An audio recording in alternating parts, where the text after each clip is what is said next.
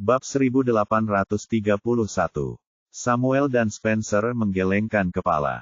Itu bukan apa-apa. Tidak akan ada yang berani mengatakan sepatah kata pun meskipun kita terlambat. Nicole mengangkat alisnya. Itu karena, Samuel berkata dengan nada agak kesal, kami tidak ingin kamu menikah dengan Jared secepat ini. Karena mengira mereka berdua telah memutuskan sesuatu sambil makan, kedua bersaudara itu tidak terlalu senang dengan hal itu. Nicole tersenyum jenaka. Sekarang cemburu. Kalau begitu kalian berdua bisa mempertimbangkan untuk menikah lebih awal juga. Karena Nicole memutarbalikkan kata-kata mereka, mereka berdua mendapati diri mereka dalam posisi yang kurang menguntungkan. Kami tidak bermaksud begitu. Samuel merasa malu. Namun, Nicole terus menggoda mereka. Tapi kalian semua sudah dewasa sekarang dan seharusnya memikirkan masa depan kalian. Cepatlah cari pacar. Sambil berkata demikian, Nicole membuka pintu dan masuk ke dalam mobil. Samuel dan Spencer dengan canggung mengikutinya ke dalam mobil. Kami ingin, tetapi kami tidak ingin hanya mengada-ada. Nicole mengangkat alisnya. Bagiku, Lulu dan June adalah gadis yang baik, bukan? Samuel dan Spencer keduanya tersipu. Tetapi ketika mereka memikirkan kedua gadis itu, tak satu pun dari mereka merasa jijik. Jika kamu menyukai mereka, maka ambillah kesempatan itu. Lulu dan June sama-sama cantik dan berkelas. Kalian tidak akan punya banyak waktu untuk bertemu begitu kalian masuk ke divisi universitas. Saat Nicole mengingatkan mereka, si kembar saling memandang dengan malu dan tidak mengatakan sepatah kata pun. Melihat keduanya tidak lagi murung, Nicole tersenyum kecil. Tak lama kemudian, mobil tiba di kediaman keluarga Riddle. Karena ini adalah diskusi tentang pernikahan mereka, lokasinya ditetapkan di kediaman keluarga. Begitu Tuan Riddlesir mengetahui hal itu, dia menyibukkan dirinya sepanjang hari. Dan sekarang, dia sedang menunggu kedatangan Tuan Johnston Sir. Saat Nicole tiba, orang tua dan saudara laki-lakinya sudah ada di sana. Mungkin karena takut terjadi perselisihan, Tuan Riddlesir sepertinya tidak berniat mengundang semua pamannya ke acara ini. Orang tua Nicole juga mengundang Mrs. Wallace Sir, dan kini Nicole sedang mengobrol dengan Mer. Riddle Sir. Ketika mereka melihat Nicole tiba, Ten. Riddle Sir, dan Ni. Wallace Sir, tersenyum lebar. Kau di sini, Nicole. Ayo, duduk. Baiklah.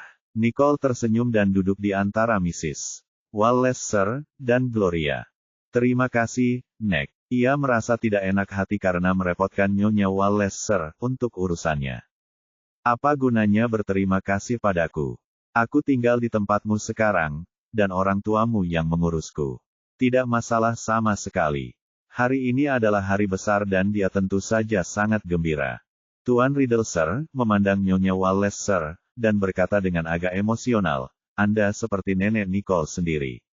Anda harus hadir pada acara-acara besar seperti hari ini. Nyonya Wallace Sir tidak menyangka bahwa keluarga Riddle akan menghormatinya seperti itu, dan tidak dapat menahan senyum ramahnya. Terima kasih, Tuan Riddle Sir, atas perlakuan baik Anda. Ia tidak pernah menyangka bahwa suatu hari ia akan duduk satu meja dengan tamu terhormat seperti Tuan Riddle Sir dan Tuan Johnston Sir. Tentu saja, aku selalu berterima kasih padamu. Kalau saja kamu tidak membesarkan Nicole dengan baik, aku tidak akan punya cucu sebaik dia. Nicole lah yang telah menghidupkan kembali Riddle Corporation, dan dia dibesarkan oleh Mrs. Wallace Sir, jadi tentu saja dia berterima kasih kepada yang terakhir. Nyonya Wallace Sir merasa sedikit malu dengan perhatian yang diberikan Tuan Riddle Sir kepadanya dan berkata dengan agak canggung, Anda menyanjung saya, Tuan Riddle Sir. Nicole juga cucu perempuan saya, jadi sudah sepantasnya saya menyayangi dan memanjakannya. Saat itulah Tuan Riddlesir menyadari bahwa tatapannya agak terlalu berapi-api dan ia segera mengambil gelas. Cobalah, ini Earl Grey kesayanganku yang sudah lama kusimpan. Baiklah, Nyonya Wallace Sir mengangguk, sedikit malu. Melihat bagaimana keduanya berinteraksi, Nicole tidak dapat menahan diri untuk tidak merasakan sesuatu tetapi dia memilih untuk tidak mengatakan apa-apa. Tak lama kemudian, terdengar suara dari pintu. Bab 1832. Alfred kemudian menuntun Jared dan Tuan Johnston Sir, memasuki rumah besar itu. Saat dia melangkah masuk pintu, Ten Johnston Sir, berseru, Ten Riddle Sir, hari itu akhirnya tiba. Tuan Riddle Sir, segera bangkit. Benar, perasaan itu saling berbalas. Ten Johnston Sir, menatap Ten Riddle Sir, dan tersenyum gembira. Kami tidak mengatur pernikahan ini tanpa alasan, jadi saya datang ke sini dengan membawa hadiah yang luar biasa. Ten Riddle Sir, tidak menyangka Ten Johnston Sir, akan langsung memberikan hadiah begitu ia melangkah masuk ke dalam rumah. Ia mendapati dirinya dalam situasi yang canggung. Oh tidak, Anda tidak perlu melakukannya. Kenapa tidak? Merupakan suatu kehormatan bagi cucuku untuk dapat menikahi seorang gadis seperti Nicole. Jadi, sebagai kakeknya, tentu saja aku harus memiliki sesuatu untuk ditunjukkan. Saat berkata demikian, Tuan Johnston Sir, memberi isyarat kepada pengikut di belakangnya untuk membawa sesuatu ke depan. Ketika benda besar yang ditutupi kain merah itu dibawa, semua orang tidak dapat menahan diri untuk tidak menoleh melihatnya. Tuan Johnston Sir, tersenyum gembira saat ia menarik kain merah itu. Sebuah batu zamrud yang cemerlang segera muncul di hadapan semua orang. Tatapan Nicole tiba-tiba dalam. Dia seorang ahli permata, dan dapat mengetahui keaslian zamrud yang cemerlang hanya dengan melihatnya sekilas. Dia tidak menyangka bahwa Ten Johnston Sir, akan membawa zamrud sebesar itu. Meskipun ukirannya sederhana, namun sangat mirip dengan aslinya yang menunjukkan bahwa itu adalah hasil karya seorang Grandmaster. The Verdant Brilliance karya Graf Wittgenstein. Tak ada keraguan sedikit pun dalam suara Nicole, hanya keyakinan. Tuan Johnston Sir, tidak menyangka bahwa orang yang mampu menyebutkan nama karya tersebut adalah Nicole. Kau bisa tahu siapa yang mengerjakan ini hanya dengan melihatnya sekilas, Nona. Pandangan Tuan Johnston Sir, ke arah Nicole semakin dipenuhi kekaguman. Sangat jarang bagi seseorang yang memiliki penglihatan tajam dan pengetahuan seperti itu di usia yang begitu muda. Semua orang memandang Nicole satu demi satu. Saat itulah Nicole baru sadar bahwa tanpa sadar dia telah mengucapkan nama permata itu karena terkejut. Dengan keadaan seperti ini, dia dapat berkata, saya pernah melakukan penelitian ringan tentang karya Graf Wittgenstein sebelumnya. Interpol telah menyelidiki banyak kasus harta karun internasional yang besar, jadi wajar saja jika ia belajar cara memeriksa harta karun sejak usia muda di organisasi tersebut. Namun, ia hanya mempelajari dasar-dasarnya di sana dan kemudian fokus pada karya-karya beberapa Grandmaster terkenal. Ada banyak harta karun yang keasliannya sulit dipastikan yang diperiksa olehnya. Namun seiring berjalannya waktu, dia dapat mengetahui keaslian dan pengerjaan koleksi tersebut hanya dengan sekali pandang. Riset ringan. Ten Johnston Sir tersenyum. Anda mampu mengetahui siapa guru besar di balik karya ini. Itu adalah kemampuan seorang ahli gemologi profesional. Anda terlalu rendah hati, Nona. Saat dia mengatakan itu, semua orang menatap Nicole lagi. Mereka tahu bahwa Nicole suka bersikap rendah hati, jadi setelah apa yang dikatakannya, mereka juga merasa bahwa Nicole pasti jauh lebih terampil daripada yang dia tunjukkan. Namun mereka tidak menyangka Tuan Johnston Sir, akan memandangnya begitu tinggi. Melihat bahwa dia tidak dapat menyembunyikannya lagi, dia hanya bisa mengalihkan topik pembicaraan. Itu hanya koleksi bagus Anda, Tuan. Dan kau masih memanggilku Tuan. Sekarang saatnya memanggilku kakek. Tuan Johnston Sir, tersenyum pada Nicole. Nicole tidak bisa menahan diri untuk tidak tersipu sedikit, tetapi dia hanya bisa mengucapkan kata itu karena malu. Kakek. Bagus. Hahaha, ini sangat berharga. Tuan Riddle Sir, terimalah hadiahnya. Baiklah, baiklah. Tuan Riddle Sir, tidak berani menolak hadiah itu dan segera meminta pembantunya untuk menerima hadiah itu. Pada saat itu, Ten Johnston Sir, pergi menemui Nicole. Kamu punya penglihatan yang tajam, Nona. Jika kamu punya waktu dalam 2 hari ke depan, datanglah ke tempatku dan bantu aku mengidentifikasi beberapa permata berharga lainnya yang kumiliki. Ia sedikit frustrasi karena tidak dapat menemukan seseorang yang dapat diandalkan untuk memeriksa permatanya. Ia tidak menyangka Nicole adalah seorang ahli permata dan itu merupakan kejutan yang menyenangkan. Nicole tidak menolak. Baiklah. Melihat ini, Jared tidak dapat menahan diri untuk tidak mengangkat alisnya. Berapa banyak lagi hal yang diketahui gadis ini.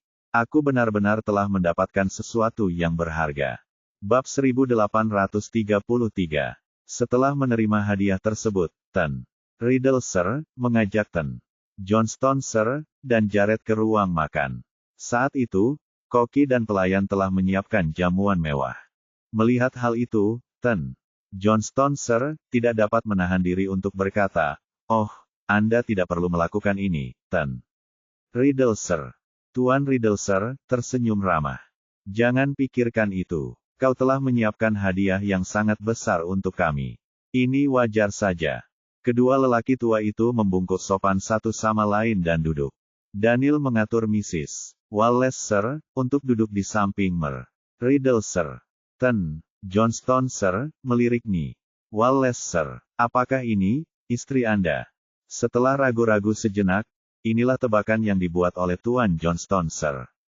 Namun, istri Ten Riddle Sir telah meninggal dunia sejak lama. Kapan dia punya istri baru?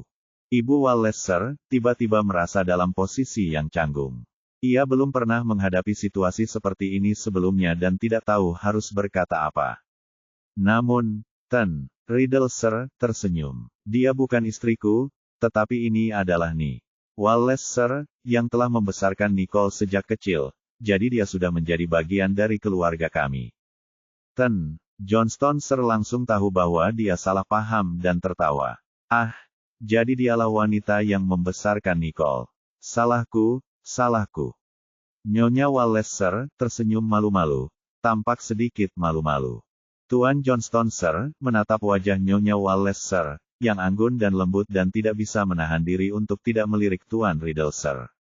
Namun, wajah Nyonya Wallace Sir memang luar biasa. Mudah untuk menimbulkan kecurigaan. Kesalahpahaman seperti ini. Ibu Wallace Sir merasa semakin sulit untuk menjawab, jadi Nicole memegang lengannya dan berkata, "Tentu saja. Nenek selalu menjaga kesehatannya dengan baik, jadi dia terlihat sangat muda." Tuan Johnston Sir tersenyum. "Benar, dengan temperamen seperti itu, Nyonya Wallace Sir pastilah cantik di masa mudanya." "Tuan Johnston Sir, Anda menyanjung saya." Setelah menerima pujian demi pujian, Nyonya Wallace Sir hanya bisa menjawab dengan malu-malu. Tuan Johnston Sir kemudian duduk dan seluruh keluarga juga ikut duduk. Tuan Riddle Sir memerintahkan para pelayan untuk menyajikan makanan dan menuangkan anggur. Setelah berbincang-bincang sebentar, semua orang makan sambil langsung masuk ke inti permasalahan. Ten Johnston Sir berbicara lebih dulu. "Bagaimanapun, Nicole akan menikah dengan Jared. Sebagai kakek Jared, saya tidak bisa pelit. Jadi, saya memutuskan untuk menyerahkan 10% saham atas nama saya di Johnston Group kepada Nicole." Saat dia mengatakan itu, semua orang tercengang. Mereka benar-benar tidak menyangka Tuan Johnston Sir begitu menghargai Nicole hingga ia bahkan mau mentransfer sebagian saham atas namanya kepada Nicole. Sekalipun hanya 10%, asetnya tetap puluhan miliar. Daniel dan Gloria keduanya tercengang. Baik Sean maupun Steve juga terkejut karena mereka tidak menyangka Tuan Johnston Sir begitu murah hati. "Saya juga telah menyiapkan hadiah untuk orang tua dan saudara laki-laki Nicole. Saya akan mengirimkannya ke tempat tinggal mereka." Mendengar bahwa mereka juga akan menerima hadiah, Daniel merasa tersanjung.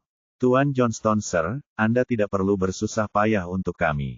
Ya, kami sudah menerima kebaikan hatimu, dan aku akan senang asalkan kita bisa menyelesaikan masalah antara kedua anak muda itu."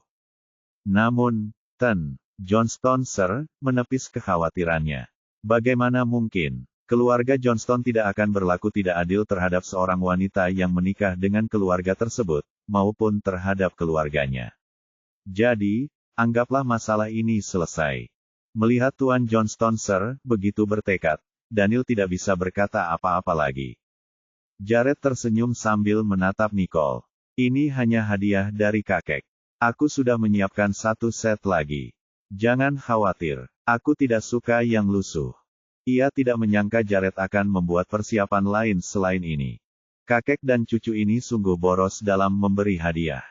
Tuan Riddle Sir, tidak dapat menahan rasa tersanjungnya saat berkata, saya juga akan mengalokasikan sebagian aset saya sebagai mas kawin Nicole. Jangan sampai ada yang mengatakan bahwa saya memperlakukan Jared dengan buruk.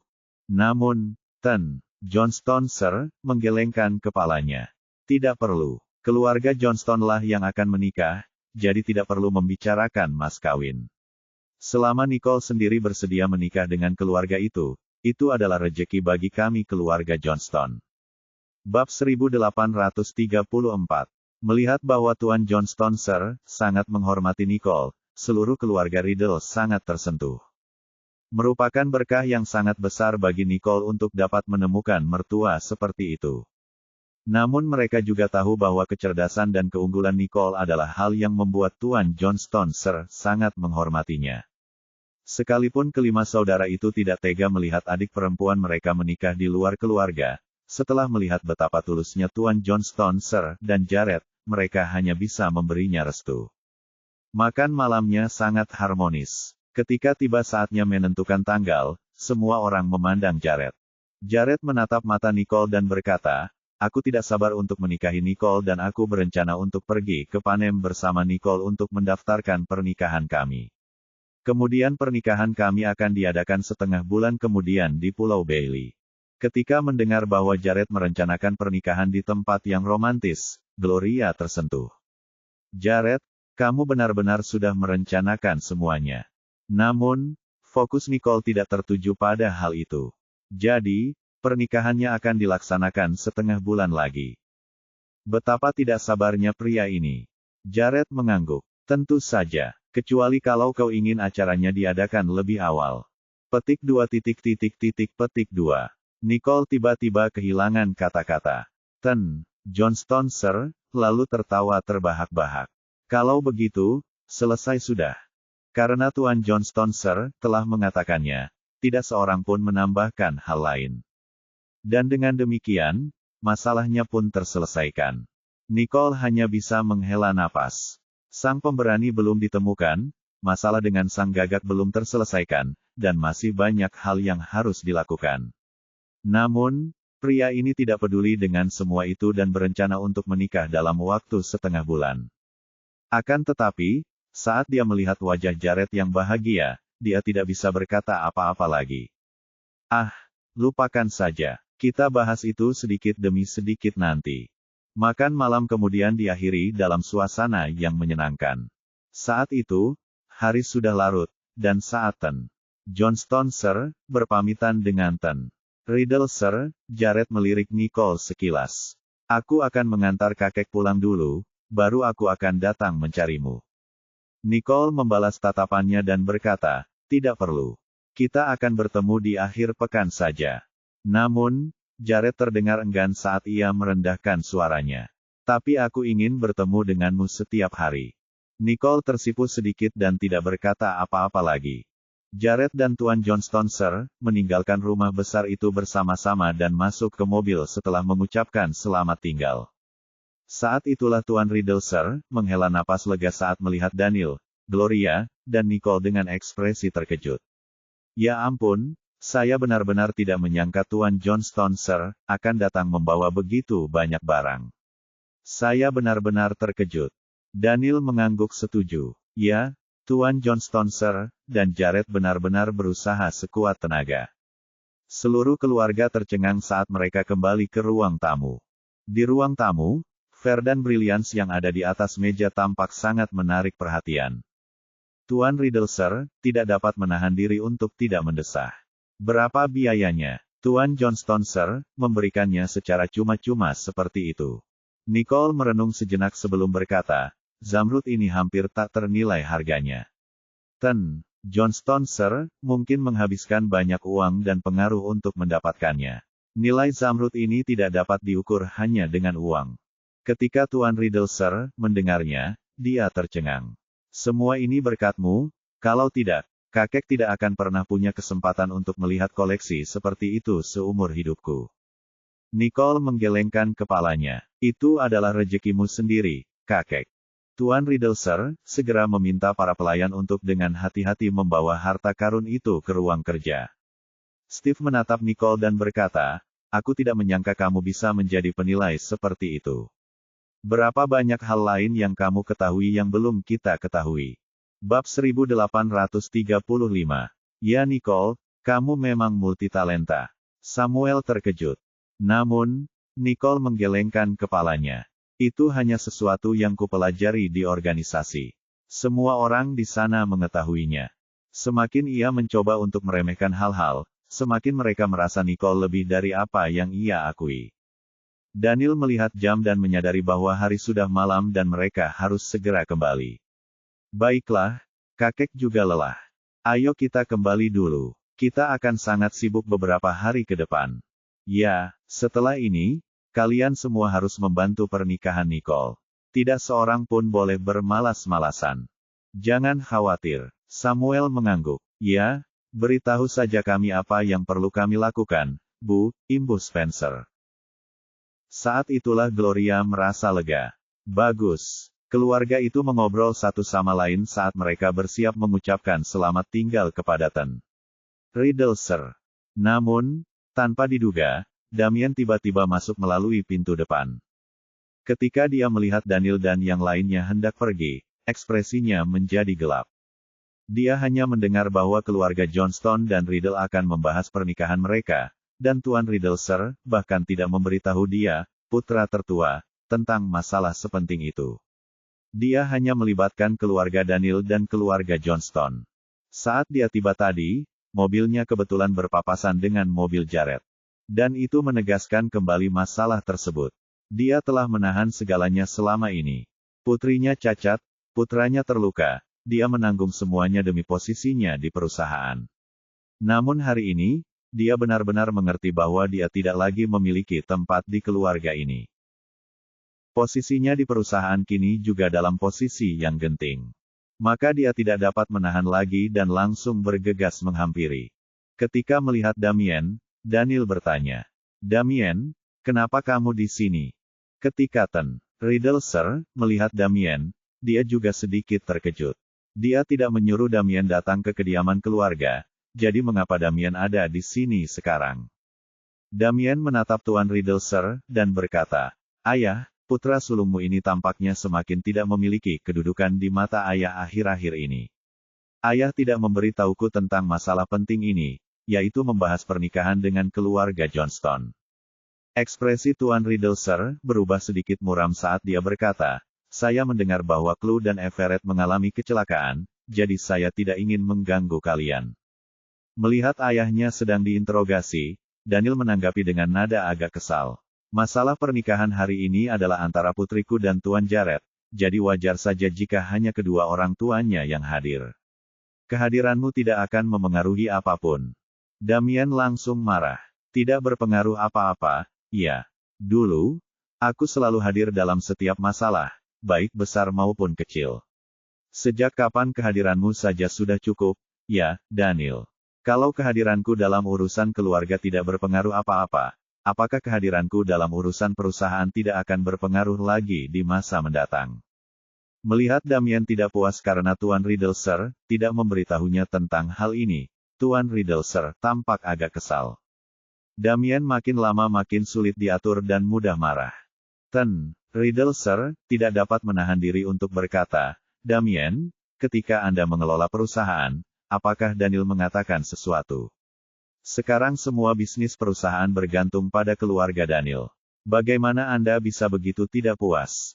Bab 1836. Damien sama sekali tidak menyangka Tuan Riddle Sir akan bersikap begitu jujur padanya.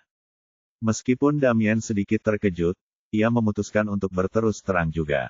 Saya akui bahwa alasan perusahaan ini berjalan dengan baik saat ini adalah karena keluarga Daniel. Namun, alasan kami bertahan selama ini adalah karena saya bekerja keras menjalankan perusahaan.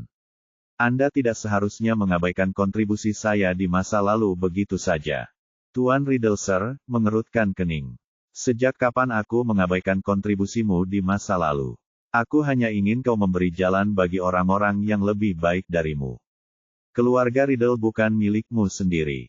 Hanya ketika keluarga dan perusahaan berada di tempat yang baik, semua orang dalam keluarga akan menikmati manfaatnya.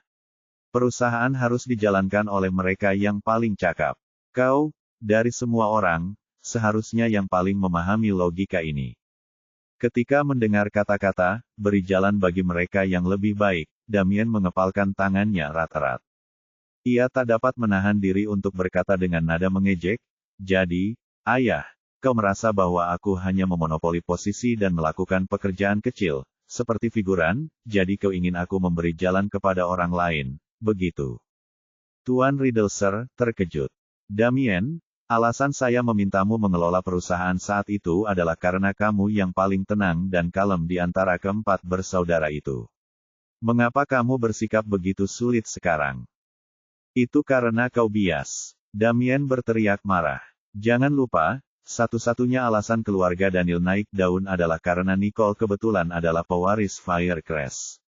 Namun, kau menggunakan alasan tidak memiliki cukup tenaga kerja untuk memasukkan Sean, Steve, dan bahkan Stanley, yang bahkan belum menyelesaikan kuliahnya, ke perusahaan. Kau menempatkanku dan Dillon di posisi seperti apa? Hanya sebagai pelengkap di perusahaan. Kau, Tuan Riddlesir, begitu marah hingga dia terhuyung sedikit. Melihat ada yang tidak beres, Nicole langsung memegangi Tuan Riddlesir, sambil meludahi Damien dengan marah. "Paman Damien, ini bukan sesuatu yang dikatakan kakek, tapi kamu sendiri. Sepertinya kamu setidaknya punya kesadaran diri." Mendengar Nicole membalasnya, Damien semakin marah. "Kamu tidak punya tempat untuk bicara di sini." Namun, Nicole membalasnya dengan sinis. "Jangan lupa, Paman Damien, akulah pemegang saham mayoritas di perusahaan ini. Tentu saja, aku punya hak bicara." Perkataan Nicole membuat Damien tersedak ucapannya sejenak, tetapi ia langsung meludah balik. "Hah? Jadi ini cucu kesayangan ayah, bersikap kurang ajar setelah mendapatkan saham itu. Ia benar-benar tidak menghormati orang yang lebih tua sekarang." Melihat Damien mengejek Tuan Riddlesir, Nicole membalas dengan ketus. "Aku heran siapa yang tidak menghormati orang yang lebih tua. Aku atau kamu, Paman Damien? Di mana rasa hormatmu pada kakek?" "Kau..." Damien sangat frustrasi, tetapi ia tahu bahwa ia tidak mampu mengalahkan Nicole, jadi ia hanya bisa berteriak. "Kau pandai memutarbalikkan kata-kata." Nicole hanya mencibir dingin sebagai balasan. "Kau boleh mengejekku sesuka hatimu, Paman Damien, tapi kau tidak seharusnya bersikap seperti itu kepada kakek. Bukannya dia tidak memberimu kesempatan, tapi membandingkan perusahaan yang kau kelola dalam 10 tahun terakhir dengan perusahaan yang dikelola ayahku sekarang, apa kau tidak menyadari kemampuanmu sendiri?" Sekali lagi, Damien diolok-olok kemampuannya oleh Nicole dan menjadi marah. "Apa maksudmu dengan itu? Apakah kamu mengatakan bahwa aku tidak mampu?" Nicole bersikap acuh tak acuh. "Ah, jadi kau bisa mengetahuinya. Bagus, setidaknya sepertinya kau tidak bodoh parah." "Nicole." Damien sangat marah dan ingin maju untuk memukulnya. Namun, Daniel berdiri di antara Damien dan Nicole sambil meraih tangan Damien. "Damien, tidak peduli seberapa berlebihannya kau menentangku, aku tidak keberatan. Tapi Nicole adalah putriku, dan bukan tugasmu untuk menghukumnya." Sambil berkata demikian, Daniel menepis tangan Damien dengan paksa. Damien tidak dapat menahan diri untuk tidak terkejut. Apakah ini Daniel yang sama, yang dulu aku perintah? Dia kesal. "Hahaha, baiklah, Daniel, baiklah. Aku sama sekali tidak tahu kalau kamu punya kekuatan seperti itu. Jadi selama ini kamu hanya berpura-pura lemah, menunggu saat yang tepat untuk menyerang. Sekarang setelah kamu menjadi orang hebat, aku bukan apa-apa bagimu." Melihat Damien masih mencoba melontarkan omong kosong, Nicole mengerutkan kening dan berkata, "Jika kamu ingin menjadi seseorang di mata seseorang, kamu harus memiliki kemampuan atau kehormatan. Katakan padaku, Paman Damien, apa yang kamu miliki saat ini?" Damien melotot ke arah Nicole dan berteriak, "Jangan berani-beraninya kau mengejekku. Kau pikir kau punya hak untuk membicarakanku setelah kakek memberimu saham itu? Kau bukan apa-apa jika bukan karena Firecrest atau Jared. Bukan apa-apa." Bab 1837. Memang benar aku tidak punya banyak. Tapi untuk dua hal ini, kau bisa mengambilnya jika kau berani. Nicole berkata dengan nada sarkastis, mampu bergantung pada orang lain juga merupakan sebuah kemampuan. Kurasa kau bahkan tidak punya kemampuan itu. Apa kau hanya tahu bagaimana bersikap tidak masuk akal seperti istrimu? Kata-kata itu keluar satu demi satu. Damien terdiam mendengar sindiran Nicole. Pertunjukan yang hebat, Nicole. Aku tidak bisa melawanmu sekarang, tetapi sebaiknya kau ingat ini, alunan musik yang bagus berasal dari biola tua. Tidak akan baik untukmu jika kau menyinggungku. Damien menatap Nicole dengan tajam. Tatapannya seperti serigala yang sedang marah. Nicole bisa merasakan nada mengancam dalam suara Damien. Ia berbalik, melirik Tuan Riddle Sir, dan berkata, kakek, sepertinya keluarga Riddle sekarang sudah terpisah. Sebelumnya, kami hanya memisahkan saham. Sekarang setelah kami harus melindungi perusahaan, kurasa kami juga harus memisahkan perusahaan. Karena Paman Damien begitu percaya diri, ia bisa memimpin departemennya sendiri sebagai divisi tersendiri. Dengan begitu, ia tidak akan merasa berada di bawah bayang-bayang ayahku. Damien tidak dapat menahan diri untuk tidak gemetar. Nicole benar-benar anak nakal yang licik. Dia benar-benar menipu orang tua itu agar memisahkan operasi perusahaan. Sebelumnya, Damien setidaknya bisa menerima sejumlah dividen di akhir tahun. Jika perusahaan itu dipecah, kinerja perusahaan tidak akan ada hubungannya lagi dengannya. Ayah, Damien ingin berkomentar lebih jauh. Namun, Riddle Sir, sudah kehabisan tenaga. Sekarang Nicole adalah pemegang saham terbesar perusahaan, dia bisa memutuskan. Ayah, Damien tercengang. Ia tidak menyangka Tuan Riddle Sir akan mendukung Nicole. Saya sudah tua, anak saya sendiri tidak menghiraukan pendapat saya. Di masa mendatang, jangan tanya saya apapun tentang perusahaan atau keluarga. Kalian semua bisa menyelesaikannya sendiri. Begitu dia selesai berbicara, Tuan Riddle Sir dengan marah menaiki tangga. Damien tidak menyangka hasilnya akan seperti itu. Awalnya, ia mengira penampilannya cukup masuk akal. Namun, Nicole membalikkan keadaan hanya dengan beberapa patah kata. Sebaliknya, dia sendiri berubah menjadi anak yang tidak berbakti. Paman Damien, jangan cari-cari lagi. Kakek sudah bilang, besok, kamu dan Paman Dillon bisa bersiap untuk membuka kantor cabang. Lebih baik kamu keluar dari kantor pusat. Dengan begitu, kami juga tidak akan membebanimu. Dengan begitu, kamu juga bisa melihat kemampuanmu sendiri dengan jelas. Benar, kan? Kata Nicole dengan nada sarkastis kepada Paman Damien. Dia ingin melawan Nicole. Tidak mungkin. Damien begitu marah hingga seluruh tubuhnya gemetar. Jantungnya berdebar kencang, dan dia menggertakkan giginya. Nicole, Daniel Riddle, kalian semua jahat. Tunggu saja dan lihat. Setelah selesai berbicara, Damien berbalik dan pergi dengan tergesa-gesa. Ia khawatir tidak akan bisa mengendalikan amarahnya dan pingsan. Melihat Damien akhirnya pergi, semua orang menghela napas lega. Gloria sedikit khawatir. Nicole, dengan melakukan ini, bukankah kamu mengusir Damien dan Dillon dari perusahaan? Itu tidak baik, kan? Tatapan Nicole semakin gelap. Aku juga berhati-hati, kalau ada yang mencoba melakukan trik kotor di perusahaan. Kalau itu terjadi, perusahaan kita akan menderita kerugian besar. Aku lebih suka perusahaan kita bubar. Dengan begitu, kita bisa mempertahankan perusahaan kita. Daniel dan Sean juga tampaknya setuju. Bahkan jika kita tidak berpisah, suasana hati Paman Damien bukanlah sesuatu yang dapat kita atasi hanya dalam beberapa hari. Meninggalkannya di sini hanya akan menimbulkan masalah di masa mendatang. Nicole melakukan hal yang benar. Aku bahkan tidak punya tekad sepertimu. Daniel tidak bisa menahan diri untuk tidak mendesah. Nicole tersenyum. Kau akan terbiasa dengan hal itu. Daniel mengangguk. Semuanya sudah beres sekarang, dan Tuan Riddle Sir sudah naik ke atas untuk beristirahat. Nicole meninggalkan rumah keluarga Riddle bersama orang tua dan saudara-saudaranya. Ketika mereka sampai di rumah, Nicole menunggu sebentar, tetapi Jared tidak muncul. Orang ini, dia bahkan bilang ingin mencarinya. Dia membuat Nicole menunggu sampai jam 10. Nicole memutuskan untuk tidak menunggu lagi. Tanpa diduga, saat dia membuka pintu, dia tahu ada seseorang di dalam.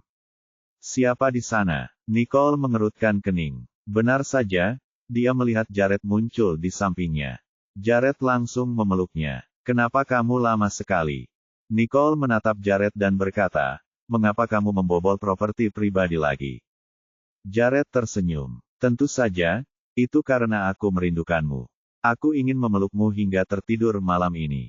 Nicole mengerutkan kening. Beraninya kau berkata begitu. Siapa yang membuatku terlambat pagi ini? Kau tidak bisa tidur di sini malam ini. Bab 1838. Beban yang harus ia hadapi karena tidak mendapatkan tidur malam yang cukup, sakit punggung yang harus ia derita saat pergi ke sekolah. Nicole tidak ingin dia tinggal lebih lama lagi. Ia ingin beristirahat di malam hari. Setelah akhir pekan, kita akan menjadi suami istri secara sah. Apa salahnya tinggal bersama beberapa hari lebih awal? Nicole menatapnya dengan tatapan tegas. Tentu saja itu hal yang buruk. Punggungku sakit. Jared langsung mengerti apa maksudnya dan tersenyum nakal. Kalau begitu, untuk malam ini, aku akan bersikap sedikit lebih lembut. Diam kau, dasar biadab. Aku tidak akan membiarkanmu menyentuhku sekalipun malam ini. Orang ini benar-benar tidak bisa mengendalikan diri. Nicole tidak bisa membiarkan Jared melakukan apa yang diinginkannya.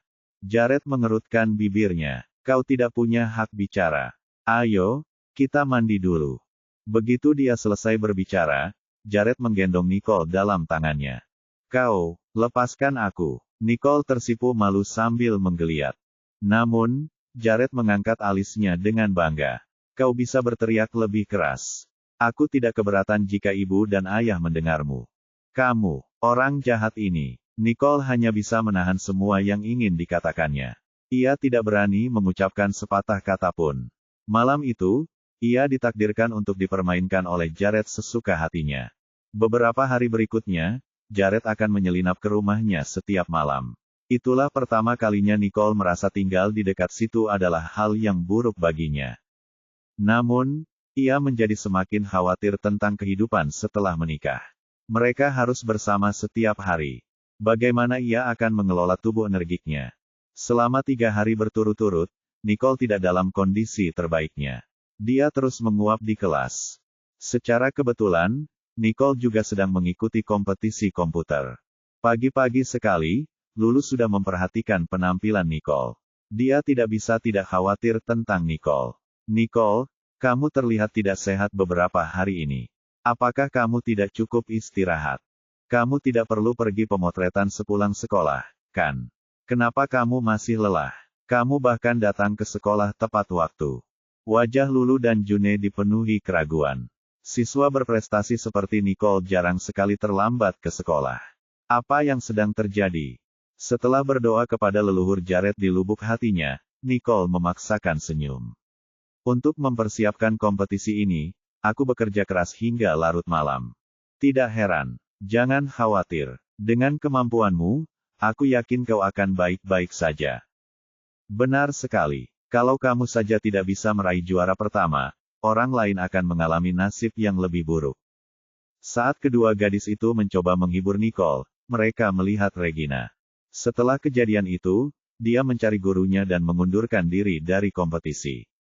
Sungguh memalukan. Tidak seorang pun berbicara padanya akhir-akhir ini. Nicole melirik pantat Regina yang menyedihkan. Dia mungkin tidak menduganya. Dia berusaha sekuat tenaga untuk pindah ke Sanjoto, hanya agar dia bisa bersaing denganku. Namun sekarang, dia menjadi orang yang tidak berarti di kelas. Dia bahkan membeli banyak barang untuk teman sekelas kami.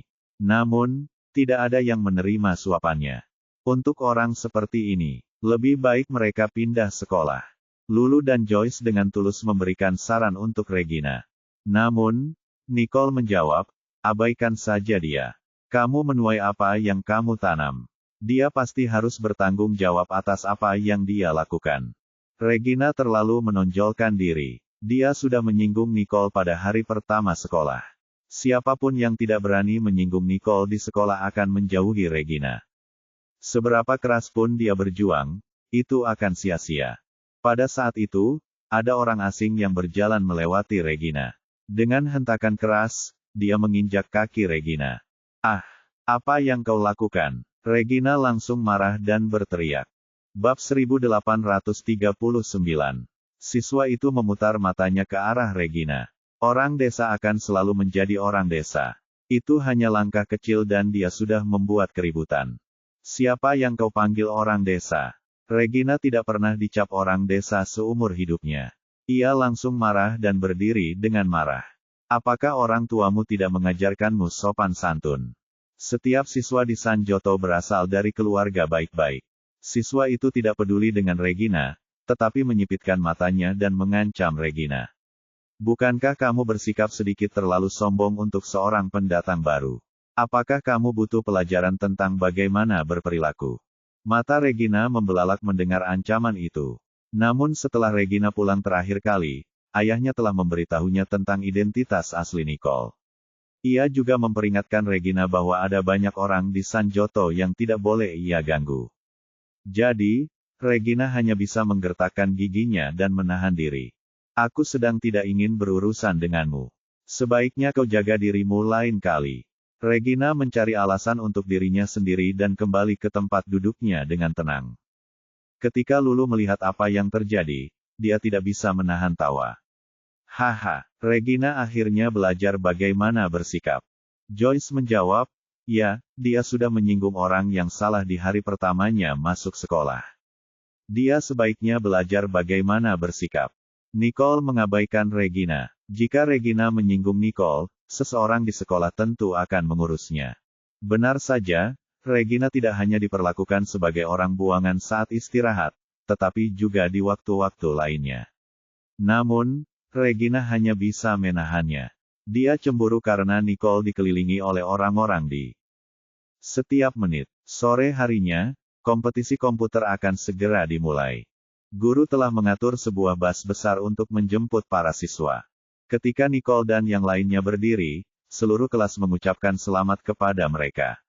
Mereka berharap Nicole dan tim akan membawa kabar baik. Jauh di lubuk hatinya, Regina merasa kesal. Nicole telah merampas kesempatan seperti itu untuk pamer. Jika Regina tahu, dia pasti sudah belajar lebih banyak tentang komputer sebelumnya.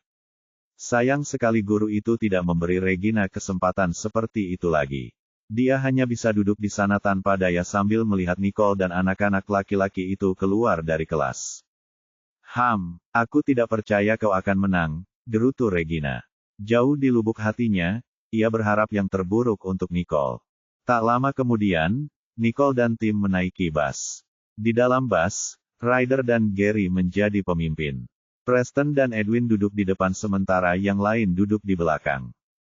Ketika Nicole naik bus, Preston melambai padanya. Meskipun Snow dan Raine telah dikeluarkan, Preston tahu bahwa gadis-gadis itu sendiri yang menyebabkan hal itu.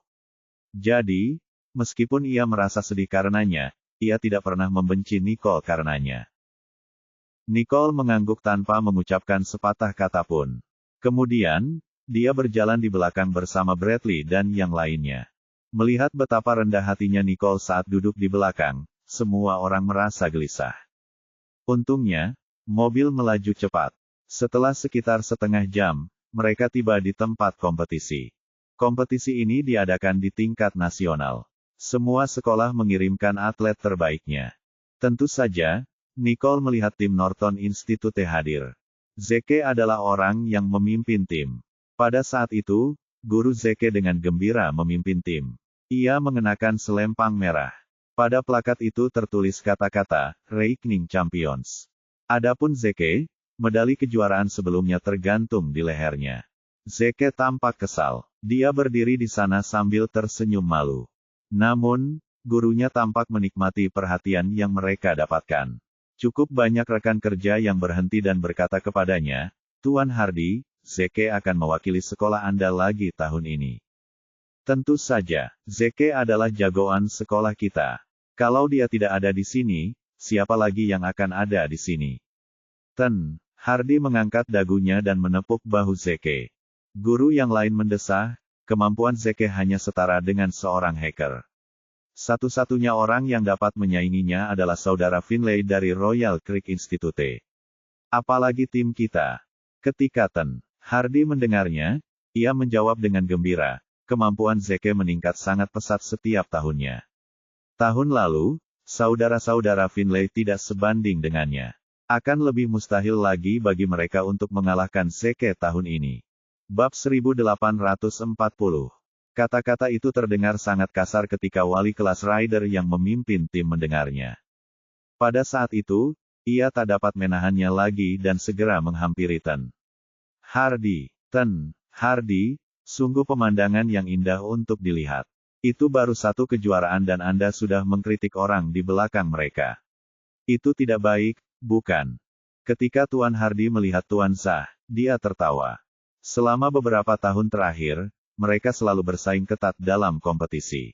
Sebelum Zeke muncul, Finlay bersaudara selalu memenangkan kejuaraan. Namun sejak Zeke masuk Norton Institute, Ten Hardy akhirnya bisa berdiri dengan bangga. Saya tidak mengkritik Anda di belakang. Bukankah Anda berdiri di sini? Tidak peduli berapa banyak kejuaraan yang telah Anda menangkan, saya yakin Anda pernah mendengar pepatah, setiap generasi baru melampaui generasi sebelumnya, bukan? Tahun lalu, Zeke adalah yang terbaik dari yang terbaik. Bahkan saudara Finlay hanya bisa bertahan sekitar 20 menit sebelum kalah darinya. Keterampilannya melampaui saudara Finlay. Meskipun sudah setahun berlalu, saudara-saudara Finlay akan meningkatkan keterampilan mereka, tetapi Zeke juga akan melakukannya. Menurut pendapat Tuan Hardy, tidak seorang pun yang dapat mengalahkan Zeke. Saudara Finlay sudah kalah. Mustahil bagi mereka untuk melawan Zeke. Saat itu, Ryder dan Gary tampak tidak baik-baik saja. Mereka tampak sedang marah besar. Namun, Zeke benar-benar terampil. Ketika mereka menghadapi Zeke di final tahun lalu, saudara Finlay kalah telak dari Zeke. Keterampilan hackingnya benar-benar luar biasa. Namun, Zeke tidak khawatir dengan saudara Finlay saat itu. Pandangannya beralih ke tim dan tertuju pada Nicole yang melangkah maju perlahan. Seketika, wajah Zeke menjadi pucat. Nicole, apa yang dia lakukan di sini? Pada saat itu, Nicole juga melihat ke arah Zeke dan mengerucutkan bibirnya. Zeke juga ikut serta dalam kompetisi ini.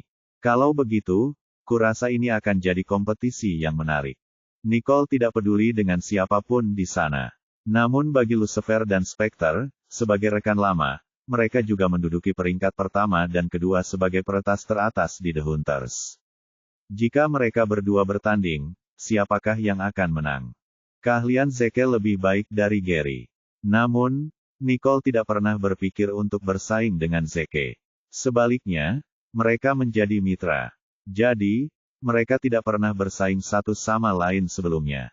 Dalam sekejap, Nicole tertarik pada ide untuk bersaing dengan Zeke. Pasti menarik. Namun, Zeke tampaknya tidak senang saat melihat Nicole.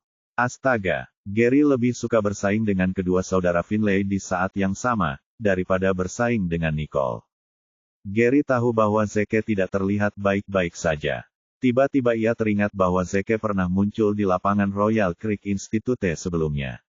Ia samar-samar ingat bahwa Nicole mengajak Zeke untuk jogging. Apakah mereka berdua sudah saling kenal sebelumnya? Kedua guru itu masih berdebat satu sama lain ketika Gary bertanya kepada Nicole, yang baru saja tiba di sampingnya. Kau dan Zeke sudah saling kenal sebelumnya, kan? Nicole tidak memandang Gary, tetapi dia tidak menyangkalnya. Gary langsung tahu jawabannya. Mereka berdua pasti sudah saling kenal. Ketika Gary mengingat penampilan Zeke di kompetisi sebelumnya, Gary langsung teringat sesuatu. Tanpa sadar, dia bergumam kepada Nicole, apakah dia juga seorang hacker di The Hunters? Tatapan mata Nicole menjadi gelap. Dia menyipitkan matanya dan menatap Gary. Udara diselimuti keheningan. Saat itulah Gary kembali sadar. Ia menyadari bahwa ia baru saja berpikir keras.